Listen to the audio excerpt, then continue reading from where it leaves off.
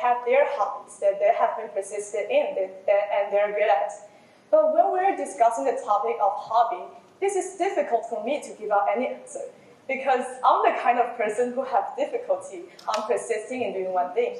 I always set uncountable goals on the first day of summer holiday, but when the new semester began, none of them have achieved. And I still remember it was the summer holiday when I just finished grade 10. Since all the exam has finished, no homework was given.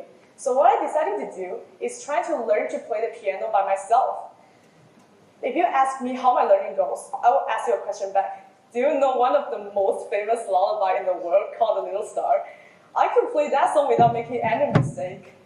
Alright, just kidding. I started to memorize idea something to be counted as a hobby, and I have been persistent in, and an idea came. I do have something that I have been doing it since I was in primary school in grade 5 and remaining until now, diary writing. How many of you here have diaries? Alright, I have 7 diary books in total. I'm not meaning to show off because if I count them in a rigorous way, 4 of them are fully written.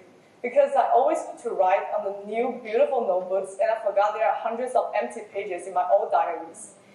And since there are these numbers of diary books in my bedroom, reread them is something will happen naturally. But before I actually read them, I was disgusted at those my diaries because I thought the contents of them are too awkward and I'm not brave enough to read those sentences I have written before. But everything has changed when I was once cleaning my bookshelf. I saw 3 tiny notebooks at the corner even gathering dust. And I realized that those are the diary books during my 5th and 6th grade. At the first moment I saw them, I just like, alright, I'm going to put you in the bottom of the box and never open you again. But after staring at them for a second, the idea of reading them just came into my mind immediately. Well, probably there is some magical attractions between me and the past. So with the emotion of preparing for a long-time embarrassment, I took them out of my bookshelf and I put them on the table.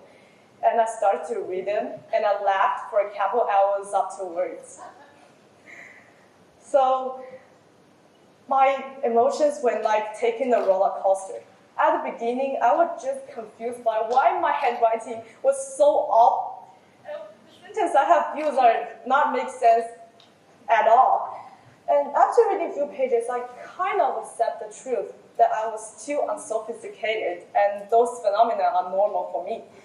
But after reading a few pages again, I cannot feel any connections between me and the past because I don't think I'm the kind of person who will write those such things in my diaries. Is there anybody sneak into my room and write a diary for me in the middle of the night? I'm not sure. It probably be true.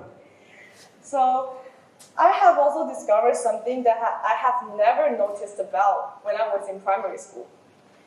Before I start, at the beginning, I want to announce something about drawing. Drawing is the thing that I was most confident for when I was in primary school. Because of that, there are a lot of cartoon images in my diaries as well. And I believe that I must be so proud of myself when I just finished drawing those images. But when I finally saw them again, I just feel like this is a new form of art that I have invented when I was 11 years old. And they're just too ugly. I don't want to share a picture of it.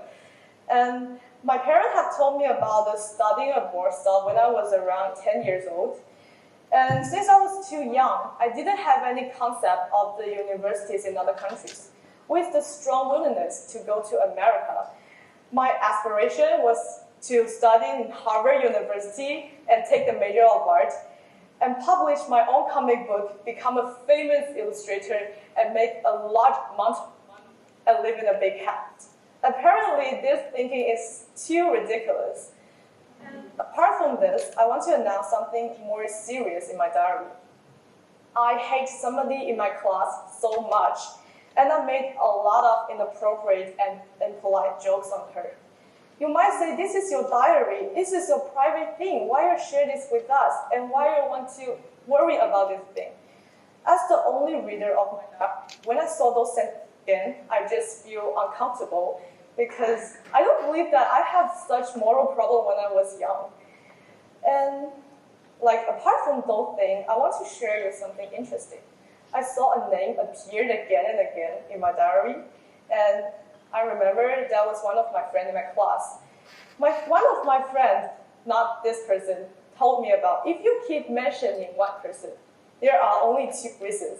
The first thing is you like this person, and the other one is hate this person so much. So I decided to find the answer from my diary book.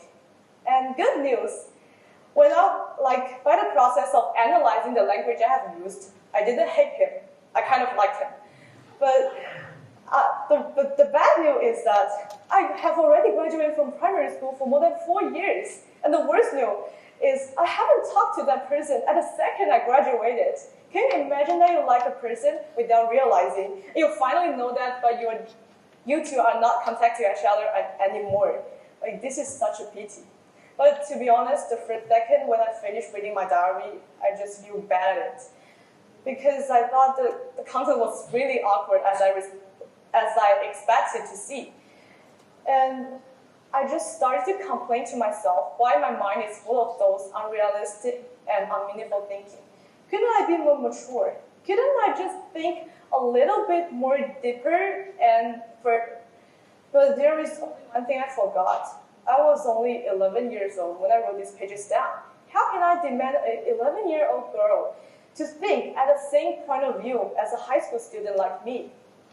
So I was like my bed at midnight and started to think about the criticism I have made to myself. Is it necessary? No, definitely. But is it a normal phenomenon to human being? The answer is yes, absolutely. I have another diary book in my room, which I've written during the pandemic. And I was in grade 10, by the way. The contents of that diary book is so much worse than the one I have written in primary school. To summarize, the content of it is just, I want to throw a bomb in the Pacific and just kill myself at the next second after the bomb had exploded. It really sounds worse. But when I was reading that diary book, I didn't feel the strong disgust as when I was reading my primary school diary. And the answer of this phenomenon is that I was so much mature compared to primary school, but my mind probably haven't changed a lot between the pandemic and today. So, any of you, have you ever checked your post on social media or the diary you have written before? I bet half of you, if you did that, half of you must be embarrassed, and even more embarrassed than me. What I'm trying to tell you is that your criticism and your disgust is a normal phenomenon. You don't need to blame yourself. But we do need to put ourselves in that unfavorable position to the previous self. Because in the process of growing up, we're always absorbing new ideas and our minds are always changing. If you find out something, your opinion is totally opposite to your previous opinion, this is the symbol of growing up. And this is the reason why I persist in writing diary for more than 5 years. Diary is the thing that could tell me clearly how each stage of my life has shaped myself today. And remember the goal-setting stuff I have mentioned at the beginning of my speech? I cannot even remember any of them when I'm standing right here. But I recorded into my diary, and probably in the future, I'm reading my diary book, and I found out that I have already become the person I wanted to be, but I didn't realize it. And that's the lesson I learned from my diary. Thanks for all your lessons.